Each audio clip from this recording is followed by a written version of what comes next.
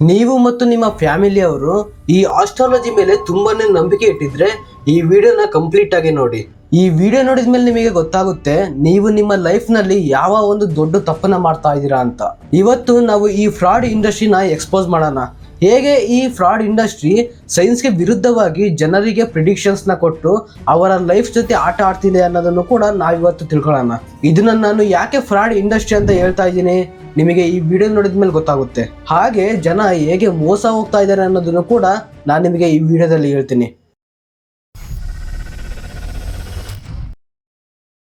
ಕೆಲವು ದಿನಗಳ ಹಿಂದೆ ಕರ್ನಾಟಕದಲ್ಲಿ ಎಲೆಕ್ಷನ್ ನಡೆಯುವಂತ ಸಮಯದಲ್ಲಿ ಕೆಲವೊಬ್ಬ ಜ್ಯೋತಿಷರು ಇದೇ ಪಾರ್ಟಿ ಈ ಸಲ ಎಲೆಕ್ಷನ್ ಅಲ್ಲಿ ಗೆಲ್ಲುತ್ತೆ ಅಂತ ಪ್ರಿಡಿಕ್ಷನ್ ನ ಮಾಡಿದ್ರು.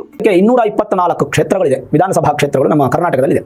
ಅದರಲ್ಲಿ ಕನಿಷ್ಠ ಪಕ್ಷ 1 ಸೆಂಚುರಿ ಅಂದ್ರೆ 100 ಒಂದು ಕ್ಷೇತ್ರಗಳನ್ನ ಗೆಲ್ಲುವಂತಹ ಶಕ್ತಿ ಬಿಜೆಪಿ ಸರ್ಕಾರಕ್ಕಿದೆ. ಆ ವಿಡಿಯೋದಲ್ಲಿ ಎಲ್ಲರೂ ಸಹ ಬಿಜೆಪಿ ಗೆಲ್ಲುತ್ತೆ ಅಂತ ಹೇಳಿದ್ರು, ಬಟ್ ಅಸಲಿಯಾಗಿ ಗೆದ್ದಿದ್ದು ಕಾಂಗ್ರೆಸ್. ಇದು ಕೇವಲ ನಮ್ಮ ರಾಜ್ಯದ ಬಗ್ಗೆ. ಆದ್ರೆ ಇನ್ನು IPL ವಿಚಾರಕ್ಕೆ ಬರೋಣ. 2024ರಲ್ಲಿ ನಡೆದಂತಹ IPL ಮ್ಯಾಚ್ ನಲ್ಲಿ ಒಬ್ಬ ಆಸ್ಟ್ರಾಲಜರ್ ಈ ಸಲ RCB ಗೆಲ್ಲುತ್ತೆ ಅಂತ ಪ್ರಿಡಿಕ್ಟ್ ಮಾಡಿರ್ತಾರೆ. ಆದ್ರೆ ಅದು ಸುಳ್ಳಾಗುತ್ತೆ. ಅಂದ್ರೆ ಆ ಮ್ಯಾಚ್ ನಲ್ಲಿ RCB ಗೆಲ್ಲೋದಿಲ್ಲ. ಗೆದ್ರೆ 100% ನಾವು ಫೈನಲ್ ಗೆಲ್ತಾರಪ್ಪ ಅನ್ಬೋದು. ಅದೊಂದೇ ಅಲ್ಲ, ಅದೇ ತರ ಅವ್ರ ಕಡೆಯಿಂದಾನೆ ತುಂಬಾ ಸಲ ತಪ್ಪಾಗಿದೆ. ಒಬ್ಬ ಸಾಮಾನ್ಯ ಮನುಷ್ಯ ತನ್ನ ಜೀವನದಲ್ಲಿ ಖುಷಿಯಾಗಿ ಇರೋದಕ್ಕೋಸ್ಕರ 100ರಲ್ಲಿ 1 ಸುಳ್ಳನ್ನ ಹೇಳ್ತಾನೆ. ಆದ್ರೆ ಒಬ್ಬ ಆಸ್ಟ್ರಾಲಜರ್ ಖುಷಿಯಾಗಿರೋದಕ್ಕೋಸ್ಕರ 100ರಲ್ಲಿ 1 ನಿಜವನ್ನ ಮಾತ್ರ ಹೇಳ್ತಾನೆ. ಇದು ನಾನು ಹೇಳ್ತಿರೋಂತ ಮಾತಲ್ಲ, ದ ಫೇಮಸ್ ಹಿಸ್ಟೋರಿಯನ್ ಫ್ರಾನ್ಸಿಸ್ಕೋ ಅವರು ಹೇಳಿರುವಂತ ಮಾತು. ಕೆಲವು ದಿನಗಳ ಹಿಂದೆ ಬ್ರಹ್ಮಾಂಡ ಗುರೂಜಿ ಅವರು ಪ್ರೆಸ್ ಅವ್ರ ಹತ್ರ ಮಾತಾಡಬೇಕಾದ್ರೆ ಒಂದು ಮಾತನ್ನ ಹೇಳ್ತಾರೆ. ಕೆಲವು ವರ್ಷಗಳ ನಂತರ ಕರ್ನಾಟಕ ರಾಜ್ಯ 2 ಭಾಗ ಆಗುತ್ತೆ ಅಂತ. ಒಳಗೆ ಬದುಕಿದ್ರು ಸಹ ಅಥವಾ ಮಧ್ಯಾಹ್ನ ಹೋಗ್ಬಿಟ್ರು ಸಹ ನೀವುಗಳೇ ಬರೆದಿಟ್ಕೊಳ್ಳೋದೇನೆಂದ್ರೆ ಕರ್ನಾಟಕದಲ್ಲಿ 2 ಭಾಗ ಆಗೋದು ಸತ್ಯ. ನಂತರ 10 ಸೆಕೆಂಡ್ಸ್ಗಳು ಆಗಿದ ತಕ್ಷಣ ಇಲ್ಲ 2 ಭಾಗ ಅಲ್ಲ 3 ಭಾಗ ಆಗುತ್ತೆ ಅಂತ ಹೇಳ್ತಾರೆ. ಕರ್ನಾಟಕದಲ್ಲಿ 2 ಭಾಗ ಆಗೋದು ಸತ್ಯ. ಏನ್ ತೆಲಂಗಾಣ ಆಗಿರ್ತಕ್ಕಂಥದ್ದು 2 ಭಾಗ ಆಗಿದೆ, ಕರ್ನಾಟಕ ಒಂದು ಕೈ ಮುಂದೆ ಇರುತ್ತೆ, ಅಂದ್ರೆ 3 ಭಾಗ ಆಗುತ್ತೆ. ಸೊ ಅವರಿಗೆ ಕ್ಲಾರಿಟಿ ಇಲ್ಲ ಕರ್ನಾಟಕ ಎಷ್ಟು ಭಾಗ ಆಗುತ್ತೆ ಅಂತ. ಯಾಕಂದ್ರೆ ಇಲ್ಲಿ ಇವರು ಪ್ರಿಡಿಕ್ಟ್ ಮಾಡ್ತಾ ಇಲ್ಲ, ಇದೊಂದು ಗೆಸ್ಸಿಂಗ್ ಗೇಮ್. ತಪ್ಪು ಅವ್ರದ್ದಲ್ಲ, ಜನದ್ದು.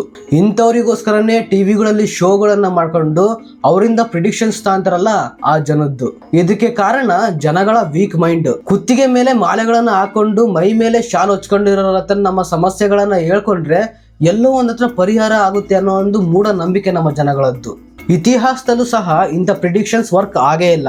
1499ರಲ್ಲಿ ಒಬ್ಬ German mathematician and astrologer Johannes Stoeffler predict ಮಾಡ್ತಾರೆ 20 ಫೆಬ್ರವರಿ 1524 ಈ ಭೂಮಿ ಎಂಡ್ ಆಗುತ್ತೆ ಅಂತ.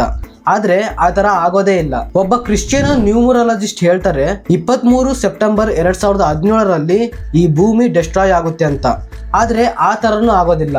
ಇದನ್ನೆಲ್ಲ ಯಾಕೆ ಹೇಳ್ತಾ ಇದ್ದೀನಿ ಅಂದ್ರೆ ಇಂಥ ಸುಳ್ಳು ಮಾತುಗಳಿಂದ ತುಂಬಾ ಜನರ ಜೀವನ ಹಾಳಾಗುತ್ತೆ. 2023 ಬಿಗ್ ಬಾಸ್ ಶೋ ಸೀಸನ್ 10ಗೆ ವಿದ್ಯಾಶಂಕರ್ ಅನ್ನೋಂತ ಒಬ್ಬ ಗುರೂಜಿ ಬಂದಿರ್ತಾರೆ. ಅವರು ಅಲ್ಲಿನ ಕಂಟೆಸ್ಟೆಂಟ್ ಆದಂತಹ ಪ್ರತಾಪ್ ಅವ್ರ ಹತ್ರ ಒಂದು ಮಾತನ್ನ ಹೇಳ್ತಾರೆ, ನೀವು ನಿಮ್ಮ ಕುಟುಂಬದವ್ರ ಜೊತೆ ಸೇರ್ಬೇಡಿ.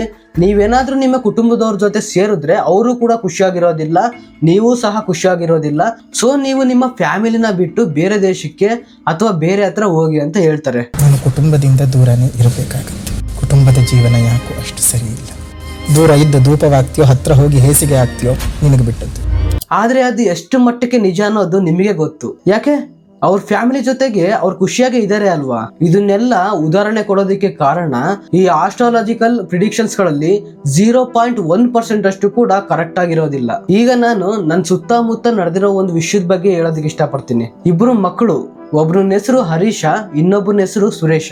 ಹರೀಶ 21 ಮಾರ್ಚ್ ಅಲ್ಲಿ ಹುಟ್ಟಿರ್ತಾನೆ, ಆದ್ರೆ ಸುರೇಶ 20 ಏಪ್ರಿಲ್ ನಲ್ಲಿ ಹುಟ್ಟಿರ್ತಾನೆ. ಈ ಜಾತಕನ ಆಸ್ಟ್ರಾಲಜರ್ಸ್ಗೆ ಕೇಳಿದ್ರೆ ಅವ್ರು ಹೇಳೋದಂತ ಮಾತು ಏನಪ್ಪಾ ಅಂದ್ರೆ ಇವರಿಬ್ರು ಕೇವಲ 1 ತಿಂಗಳ ಅಂತರದಲ್ಲಿ ಹುಟ್ಟಿದ್ದಾರೆ. ಸೊ ಇವರಿಬ್ಬರ ಲೈಫ್ ಕೂಡ ಒಂದೇ ತರ ಇರುತ್ತೆ, ಇವರಿಬ್ರು ಕೂಡ ಜೀವನದಲ್ಲಿ ತುಂಬಾ ಖುಷಿಯಾಗಿರ್ತಾರೆ ಅಂತ ಹೇಳ್ತಾರೆ. ಆದ್ರೆ ಅದೆಷ್ಟರ ಮಟ್ಟಿಗೆ ನಿಜ? 1958ರಲ್ಲಿ ಇದ್ರ ಮೇಲೆ ಒಂದು ಸ್ಟಡಿನೇ ನಡೆಯುತ್ತೆ. ಲಂಡನ್ ನಲ್ಲಿ 200ಕ್ಕಿಂತ ಹೆಚ್ಚು ಮಕ್ಕಳು ಒಂದೇ ಸಮಯದಲ್ಲಿ ಹುಟ್ಟಿರ್ತಾರೆ. ಅದರಲ್ಲಿ 100 ಮಕ್ಕಳ ಡೇಟಾವನ್ನು ರಿಸರ್ಚರ್ಸ್ ನೋಡ್ತಾರೆ. ಅಂದರೆ ಆ ಮಕ್ಕಳು ದೊಡ್ಡವರಾಗಿದ್ಮೇಲೆ ಯಾವ ಕೆಲಸದಲ್ಲಿದ್ದಾರೆ, ಮ್ಯಾರಿಡ್ ಆರ್ ಅನ್ಮ್ಯಾರಿಡ್, ಪರ್ಸ್ನಾಲಿಟಿ ಹೇಗಿದೆ, ಅವರ IQ ಲೆವೆಲ್ ಹೇಗಿದೆ, ಸ್ಪೋರ್ಟ್ಸ್ನಲ್ಲಿ ಹೇಗಿದ್ದಾರೆ, ಮ್ಯಾಥಮೆಟಿಕ್ಸ್ನಲ್ಲಿ ಹೇಗಿದ್ದಾರೆ ಅಂತ. 2003ರಲ್ಲಿ ರಿಸರ್ಚರ್ಸ್ ಇದರ ರಿಸಲ್ಟ್ನ ಪಬ್ಲಿಷ್ ಮಾಡ್ತಾರೆ, ಜರ್ನಲ್ ಆಫ್ ಕಾನ್ಷಿಯಸ್ನೆಸ್ ಸ್ಟಡೀಸ್. ಆ ಬುಕ್ನಲ್ಲಿ ಕರೆಕ್ಟಾಗಿ ಮೆನ್ಷನ್ ಮಾಡಿದ್ದಾರೆ ಆ 100 ಜನರಲ್ಲಿ ಯಾವುದೇ ರೀತಿಯ ಸಿಮಿಲಾರಿಟೀಸ್ ಕೂಡ ಇಲ್ಲ. ಸೊ ಯೋಚನೆ ಮಾಡಿ, ಒಂದೇ ಸಮಯದಲ್ಲಿ ಹುಟ್ಟಿದಂತಹ 100 ಮಕ್ಕಳಲ್ಲೇ ಸಿಮಿಲಾರಿಟೀಸ್ ಇಲ್ಲ, ಅಂಥದ್ರಲ್ಲಿ 1 ತಿಂಗಳ ಅಂತರದಲ್ಲಿ ಹುಟ್ಟಿದಂತಹ ಹರೀಶ ಮತ್ತು ಸುರೇಶರಲ್ಲಿ ಸಿಮಿಲಾರಿಟೀಸ್ ಇದೆ ಅಂತೆ. ನಾನು ಆಗ್ಲೇನೆ ಹೇಳ್ದಂಗೆ the most famous number Guruji ಅಂದರೆ ಆರ್ಯವರ್ಧನ್ ಗುರೂಜಿ ಈಗ ಆಲ್ರೆಡಿ ಎಷ್ಟೋ ಬಾರಿ ಎಕ್ಸ್ಪೋಸ್ ಆಗಿದ್ದಾರೆ IPLನಲ್ಲಿ, ಬಿಗ್ ಬಾಸ್ ಶೋಗಳಲ್ಲಿ. ಆದರೂ ಸಹ ಈಗ ಒಂದು ಚಾನೆಲ್ನಲ್ಲಿ ಇವ್ರದೇ ಒಂದು ಸಪ್ರೇಟ್ ಶೋ ಮಾಡ್ತಾ ಇದ್ದಾರೆ.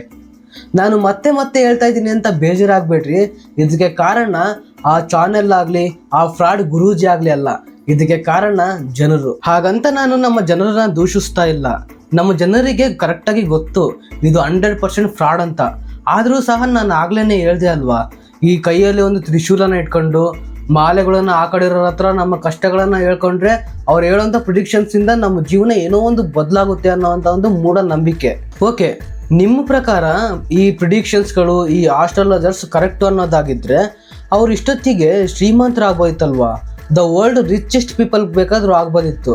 ಹೆಂಗೆ ಅಂತ ಕೇಳಿದ್ರೆ, ಈ IPLನಲ್ಲಿ ಇದೇ ಮ್ಯಾಚ್ ಗೆಲ್ಲುತ್ತೆ ಅಂತ ಹೇಳುವಂಥ ಇವರು, ಕರ್ನಾಟಕದಲ್ಲಿ ಇದೇ ಪಕ್ಷ ಅಧಿಕಾರಕ್ಕೆ ಬರುತ್ತೆ ಅಂತ ಹೇಳುವಂಥ ಈ ಆಸ್ಟ್ರಾಲಜರ್ಸ್, ಅವರು ಸ್ಟಾಕ್ ಮಾರ್ಕೆಟ್ಗಳಲ್ಲಿ ದುಡ್ಡನ್ನ ಇನ್ವೆಸ್ಟ್ ಮಾಡಿ ನಾಳೆ ಇದೇ ಕಂಪನಿ ಬೆಳೆಯುತ್ತೆ ಅಂತ ಅವರೇ ಪ್ರಿಡಿಕ್ಷನ್ಸ್ಗಳನ್ನ ತಗೊಂಡು ಅವರೇ ಇನ್ವೆಸ್ಟ್ ಮಾಡಿದರೆ ಇಷ್ಟೊತ್ತಿಗೆ ಆಲ್ರೆಡಿ ಅವ್ರು ಎಷ್ಟು ದೊಡ್ಡ ಶ್ರೀಮಂತರಾಗಬೇಕಿತ್ತು. ಆದರೆ ಆಗಲ್ಲ. ಯಾಕೆ ಹೇಳಿ? ನಾನು ಆಗ್ಲೇ ಹೇಳ್ದೆ, ಇದು ಪ್ರಿಡಿಕ್ಷನ್ಸ್ ಅಲ್ವೇ ಅಲ್ಲ, ಇದೊಂದು ಗೆಸ್ಸಿಂಗ್ ಗೇಮ್. ಆಮೇಲೆ ಇನ್ನೊಂದು, ಈ ಆನ್ಲೈನ್ಗಳಲ್ಲಿ ಇನ್ನೊಂದು ಹೊಸ ಸ್ಕ್ಯಾಮ್ ಸ್ಟಾರ್ಟ್ ಆಗ್ತಾ ಇದೆ.